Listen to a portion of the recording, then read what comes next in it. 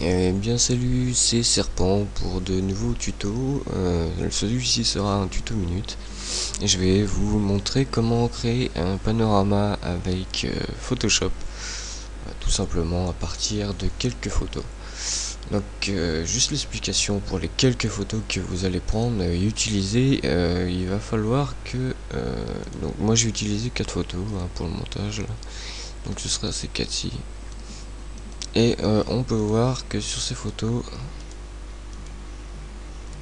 il faut toujours que les photos empiètent, une partie empiète sur une autre photo.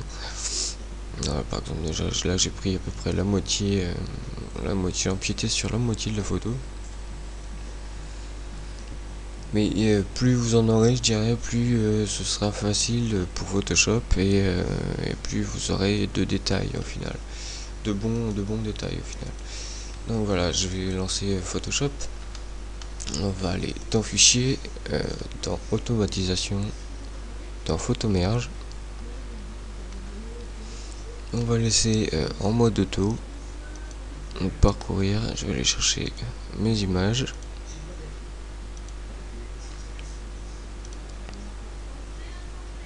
Hop. On sélectionne les 4. Et à partir de là, je vais plus avoir à faire grand chose. J'ai juste à cliquer sur OK et Photoshop va faire son boulot.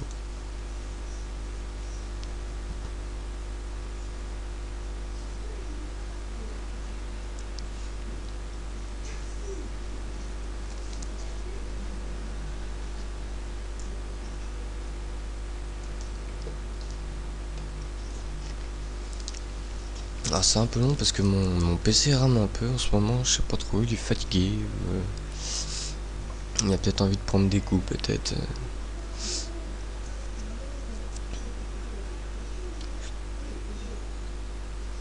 Là, je vous referai un petit tuto avec un autre logiciel, pareil, pour faire des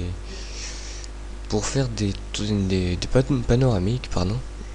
Et pouvoir les incruster en flash sur un site et pouvoir avec la flèche aller de droite à gauche.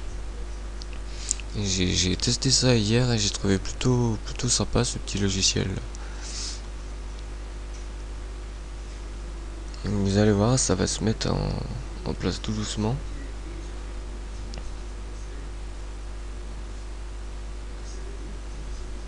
Donc je vous conseille quand même d'avoir un PC qui tient la route, surtout pour faire ce genre de choses, parce que ça bouffe quand même pas mal de ressources. Là je suis sur mon deuxième PC qui est pas forcément un PC conçu pour.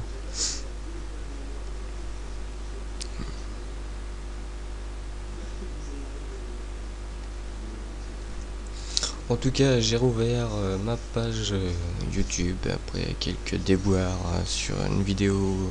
J'ai eu des petits soucis avec le règlement de YouTube. Du coup, j'ai fait une longue pause. Et là, je vais revenir tranquillement avec des petits tutos de ce genre, pas que sur Photoshop évidemment.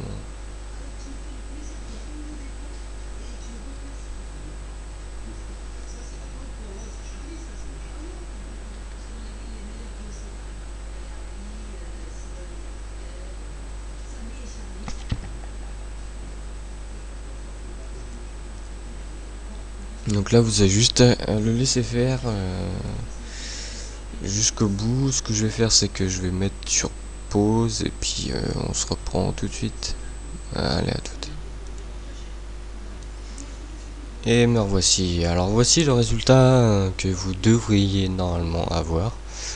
Alors on a toujours de la perte évidemment parce que c'est un effet arrondi. On a toujours de la perte en haut, en bas, à droite, à gauche. On a aussi ce que vous voyez des effets de craquelure. Ça représente ce qu'il a pris comme photo, enfin bout de photo sur les photos d'origine. Donc ça vous en faites pas, ça va s'effacer quand vous allez l'enregistrer. Et donc là on va faire simplement un petit recadrage donc avec l'outil recadrage, je crois que c'est ça d'ailleurs.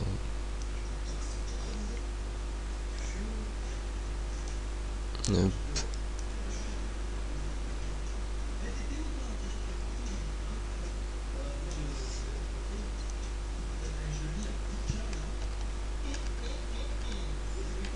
Voilà.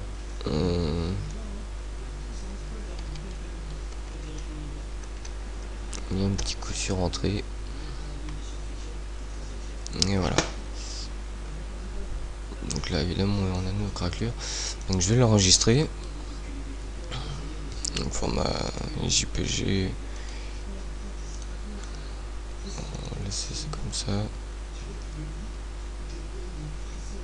Et hop, ok.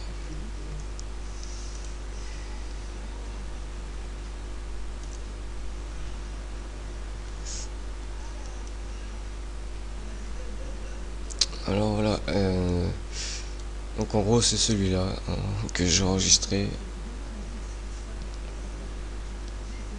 Et on peut voir quand on fait, quand on regarde, on a automatisation, on appuie sur photométrage et on va avoir différents points qui est auto, perspective, cylindrique, sphérique, et collage et repositionnage. Donc moi j'avais fait des essais avec cette photo en particulier. Donc personnellement j'ai pas trouvé tellement de différence. Ça joue un peu sur la largeur, la hauteur du... Voilà. Ça joue vraiment sur... là ça joue peut-être un peu sur la couleur niveau cylindrique. Après ce sera à vous de tester ce qui vous conviendrait le mieux.